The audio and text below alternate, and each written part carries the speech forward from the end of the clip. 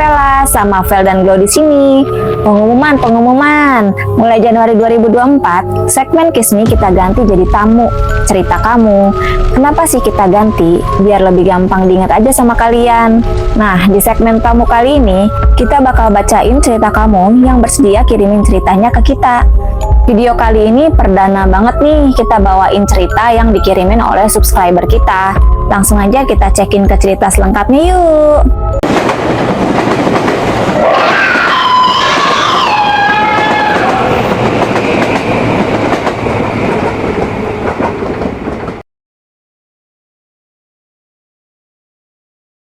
Cerita ini dikirimin oleh Tante Mia.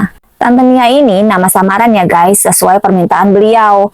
Tante Mia bercerita tentang pengalaman mistis di kampung halamannya di sebuah desa di suatu pulau di Maluku Tengah, Provinsi Maluku. Sayangnya nama desanya harus dirahasiain, kata Tante Mia.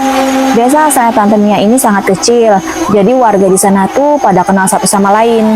Di desa ini juga terkenal cukup seram, karena banyak warga yang memelihara makhluk sejenis setan yang disebut dengan Tutu Maano.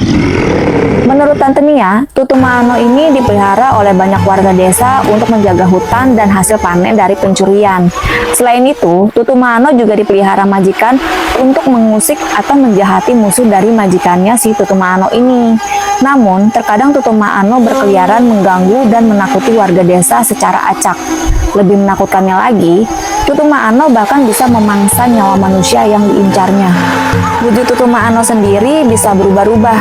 Terkadang bisa berubah menjadi perempuan cantik, menjadi laki-laki ganteng, jadi jamur hitam, jadi berbagai binatang, jadi makhluk hitam besar, dan masih banyak lagi wujud lainnya. Kata Tante Mia, pada suatu hari terjadi kegegeran di desanya yang ditimbulkan oleh dua orang warga karena ulah mereka memelihara Tutu Maano. Dua orang warga ini bernama Rian dan Ricky. Ini bukan nama sebenarnya ya guys. Rian dan Ricky suatu hari pergi dengan tujuan untuk mengambil atau lebih tepatnya membeli Tutu Maano. Pergilah mereka ke Pulau Ram, di mana di pulau ini terkenal sebagai pusat pengadaan atau penjualan Tutu Maano. Singkat cerita, akhirnya mereka berhasil membawa pulang Tutu Maano masing-masing satu. Seiring berjalannya waktu, kehidupan Rian dan Ricky berjalan seperti biasa, sampai di suatu titik setan peliharaan mereka, yaitu si Tutu Maano ini mulai berulah dengan mereka dan menuntut tumbal. Dimulai dari Rian. Rian mengalami kejadian paling tragis di hidupnya. Jadi, suatu hari Rian dan anak laki-lakinya berumur 10 tahun, sebut aja namanya Dio, pergi memancing ke laut. Rian dan Dio mendapatkan ikan hasil pancingan yang cukup banyak. Sebelum pulang dari laut, Dio mengambil satu ekor ikan berukuran sedang, lalu ikan itu dia genggam di tangannya. Ikan itu sendiri masih dalam keadaan hidup. Karena Dio penasaran ingin makan ikan yang ada di dalam genggaman tangannya, Dio mulai menggigit kepala ikan itu. Tetapi karena ikan itu masih hidup, ikan itu loncat masuk ke dalam mulutnya Dio. Seutuh-utuhnya ikan itu masuk, lanjut terus ke kerongkongan sampai ke dalam perutnya Dio.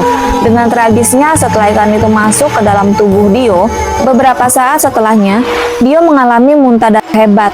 Saking banyaknya yang dimuntahkan Dio, air laut di sekeliling Dio berubah warna menjadi merah. Akhirnya nyawa Dio pun tidak tertolong. Warga pun menjadi geger melihat peristiwa itu. Beredar kabar bahwa Dio telah diincar oleh Tutu Maano peliharaan ayahnya. Ikan yang loncat ke mulut Dio diduga adalah Tutu Maano yang berubah wujud menjadi ikan yang memakan organ dalam tubuh Dio. Sekarang kita ke kisah tragisnya Ricky. Jadi setelah memelihara Tutu Maano, rumah tangga Ricky yang semula baik-baik aja dengan istrinya berubah menjadi petaka.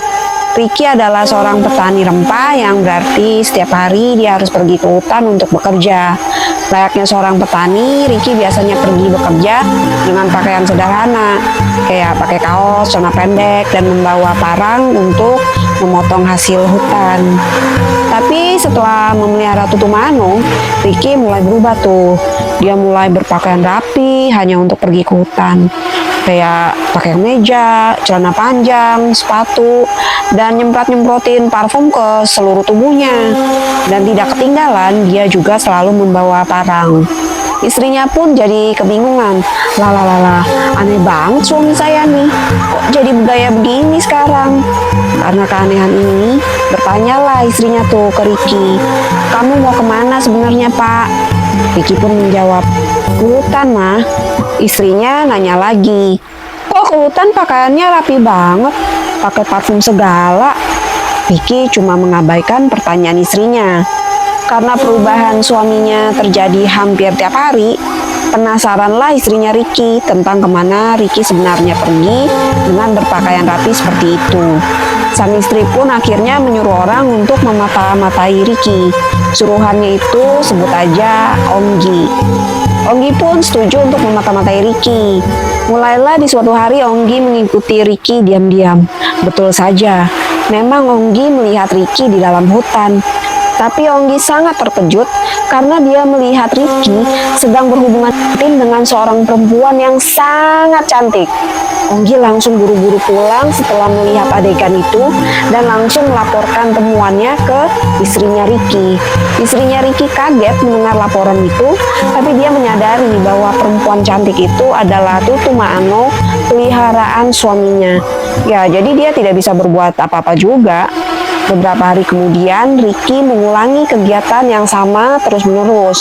Dia pergi ke hutan dengan pakaian yang rapi, neces, dan tubuh yang wangi parfum. Tapi kali ini, Ricky tidak pulang-pulang ke rumah selama 2 hari. Istrinya pun panik dan meminta pertolongan warga untuk mencari Ricky. Akhirnya warga pun bersama-sama pergi mencari Ricky tuh ke dalam hutan. Sampai di hutan, akhirnya warga pun menemukan Ricky. Warga menjadi geger dengan apa yang mereka lihat. Ricky sudah dalam keadaan kaku dan tidak bernyawa. Badannya telanjang, posisinya tengkurap di atas tanah, dan ini sih yang paling tragis adalah alat kelaminnya Ricky tertancap ke dalam tanah, guys. Asli ngeri banget ini. Warga pun bergotong royong mengangkat Ricky dan membawanya pulang untuk dimakamkan. Saat istrinya melihat jasad suaminya, istrinya sebetulnya merasa sedih tapi sekaligus lega karena suaminya telah diketemukan. Seluruh warga tahu kalau Ricky meninggal tragis karena dikerjain dan dimangsa Tutu Maano, peliharaannya Ricky sendiri. Tutu Maano peliharaan Rian dan Ricky pun ya menghilang begitu aja setelah kejadian tragis itu. Jadi menurut Tante Mia, sampai sekarang Tutu Maano masih dipelihara oleh banyak warga di desanya yang membuat desa itu sekarang semakin seram dan tambah menakutkan. Oke, sekian episode tamu kali ini. Makasih buat Tante Mia untuk cerita serunya. Buat kalian yang mau kirim cerita, emailin aja ceritanya ke kita di dearfiles@gmail.com. Ceritanya boleh cerita horor, cerita kriminal, sedih, lucu, yang sekiranya bisa jadi bahan obrolan seru di segmen tamu. Oke, fellas, makasih udah mampir di kita. Jangan lupa like, komen, dan subscribe-nya. Bye-bye.